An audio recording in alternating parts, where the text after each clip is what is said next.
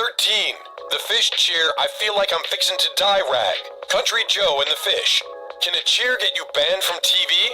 Country Joe and the Fish found out the hard way. In 1965, Country Joe McDonald penned The Fish cheer, I feel like I'm fixin' to die rag, a satirical take on the Vietnam War.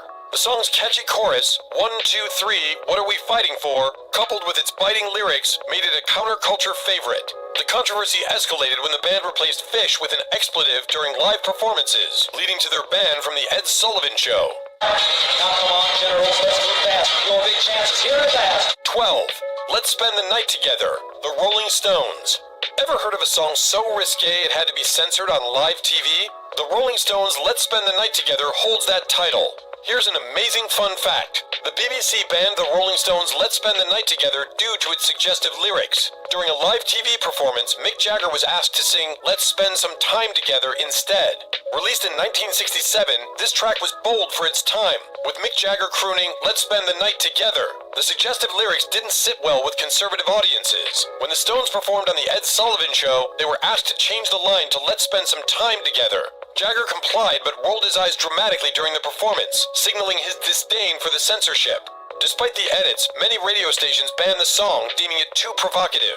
Interestingly, the controversy overshadowed its B-side, Ruby Tuesday, which ended up topping the charts. 11. Light My Fire, The Doors. Can a single word get a band banned from a top TV show? The Doors found out with Light My Fire. In 1967, the Doors were set to perform their hit on the Ed Sullivan Show. Producers requested they change the line, Girl, we couldn't get much higher, fearing it referenced drug use. Jim Morrison agreed but sang the original lyrics during the live broadcast. This defiance led to the band being banned from future appearances on the show. 10. Lola, The Kinks. Did you know a song about a dance encounter could stir such controversy? The Kinks' Lola did just that. Released in 1970, Lola tells the story of a young man's encounter with a woman who turns out to be a man. The lyrics, well, I'm not the world's most masculine man, but I know what I am and I'm glad I'm a man, challenge traditional gender norms. The BBC banned the song, not for its provocative subject matter, but because it mentioned Coca-Cola, violating their strict anti-advertising policy. The band had to re-record the line as Cherry Cola to get airplay. 9. God Save the Queen, Sex Pistols. Can a punk anthem shake the monarchy? The Sex Pistols' God Save the Queen did just that. Although released in 1977, this song's impact is rooted in the rebellious spirit of the 60s. With lyrics like God Save the Queen, she ain't no human being, it was a direct attack on the British establishment. The BBC banned it immediately, deeming it an affront to the monarchy. Despite the ban, or perhaps because of it, the song shot to number 2 on the UK singles chart. Its release during Queen Elizabeth II's Silver Jubilee made it even more controversial, cementing the Sex Pistols' legacy as punk provocateurs. 8. Fortunate Son, Creedence Clearwater Revival. Did you know a song could become an anthem for the underprivileged while being misunderstood by many? Fortunate Son by Creedence Clearwater Revival is that song. Released in 1969, Fortunate Son was a fiery protest against the Vietnam War and the social inequalities it highlighted. John Fogerty, the band's lead vocalist and guitarist, penned the song in response to the disparity between the privileged elite and the working-class individuals who were sent to fight. The lyrics, it ain't me, I ain't no senator's son, underscore this divide. The song quickly became an anthem for the anti-war movement, resonating with those who felt marginalized and voiceless. Despite its popularity, Fortunate Son faced its share of controversy. Some misinterpreted its message, believing it to be unpatriotic. In reality, Fogerty, a military veteran himself, intended the song as a critique of the privileged few who avoided the draft, not as an indictment of the soldiers who served. Over the years, Fortunate Son has been featured in numerous films and political events, sometimes sparking debates about its appropriateness. Notably, its performance at the 2014 concert for VeLLA stirred controversy, prompting Fogerty to reiterate the song's true intent. 7. I Am the Walrus, The Beatles. Ever heard of a song so bizarre it left everyone, including its creators, scratching their heads? The Beatles' I Am the Walrus is that enigma. Released in 1967, I Am the Walrus is a psychedelic masterpiece born from John Lennon's desire to craft a song that defied interpretation. Inspired by Lewis Carroll's The Walrus and the Carpenter, Lennon wove a tapestry of surreal imagery and nonsensical phrases, resulting in lines like, I am the Eggman, they are the Eggmen. The song's avant-garde nature didn't sit well with everyone. The BBC took offense to the line, "Boy, you've been a naughty girl, you let your knickers down," interpreting it as a sexual reference. This led to the song being banned from airplay. Despite the ban, I Am the Walrus captivated audiences with its unconventional structure and innovative production. The track features a complex arrangement, including a 16-piece orchestra and a choir, adding to its otherworldly feel. 6. Lucy in the Sky with Diamonds, The Beatles. Did you know a song could be banned based on a mere assumption? The Beatles' Lucy in the Sky with Diamonds faced such a fate.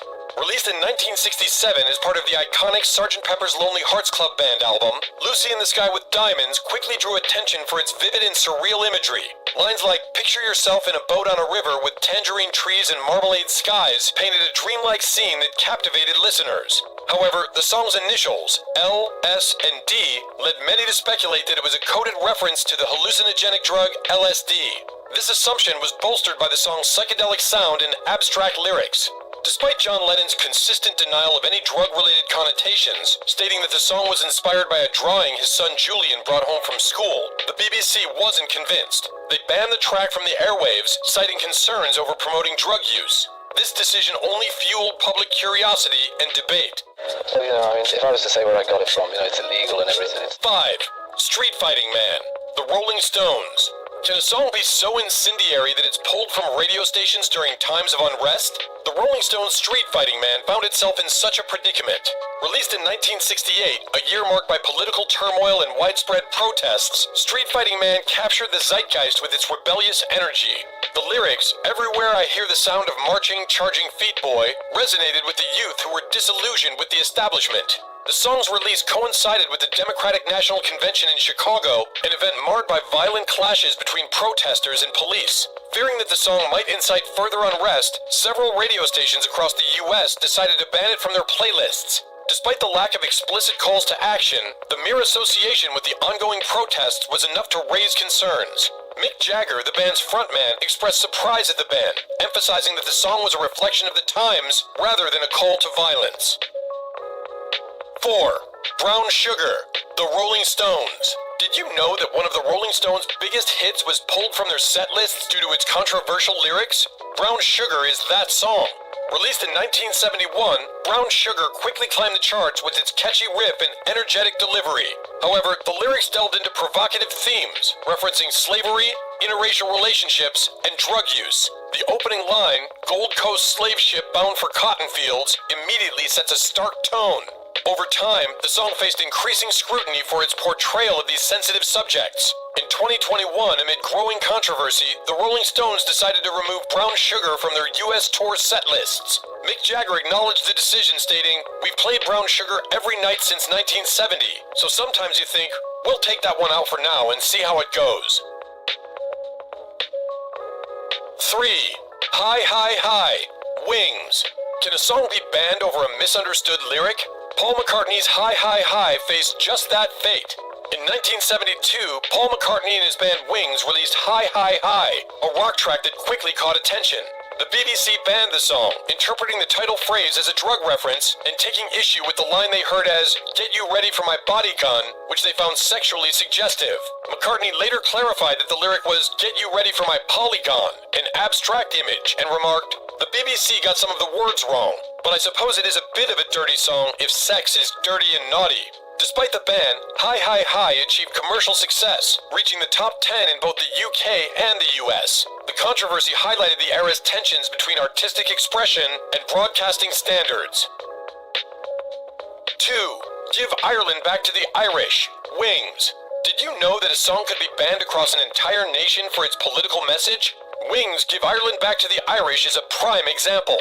In 1972, following the tragic events of Bloody Sunday in Northern Ireland, Paul McCartney and his band Wings released Give Ireland Back to the Irish. The song was a direct response to the British Army's actions, with lyrics urging, "Great Britain, you are tremendous, and nobody knows like me. But really, what are you doing in the land across the sea?" The BBC, along with other British media outlets, swiftly banned the track due to its politically charged content. Despite the ban, the song resonated with many, reaching number 1 on the Irish charts and number 16 in the UK. McCartney later reflected on the song's impact, stating, "From our point of view, it was the first time people started thinking of me as an individual, which was a great help." 1. Louie Louie, The Kingsmen. Can a song's unintelligible lyrics lead to a federal investigation? The Kingsmen's Louie Louie found itself at the center of such a controversy. Here's an amazing fun fact. The Kingsmen's Louie Louie faced an FBI investigation due to its unintelligible lyrics. After 2 years, the Bureau concluded the lyrics were unintelligible at any speed. Released in 1963, Louie Louie quickly gained popularity. However, its mumbled lyrics sparked rumors of hidden obscene messages. Concerned parents and officials demanded action, leading the FBI to launch a 2-year investigation into the song's content. After extensive analysis, the Bureau concluded that the lyrics were unintelligible at any speed and found no evidence of obscenity. Despite, or perhaps because of the controversy, Louie Louie became a defining track of the era, covered by countless artists and cementing its place in rock and roll history. These songs not only pushed musical boundaries, but also challenged societal norms, leaving a lasting impact on culture and censorship debates. Thanks for watching. If you love this trip down memory lane, don't forget to like, subscribe, and hit that bell for more. Check out our other videos on the wildest stories in music history. See you next time.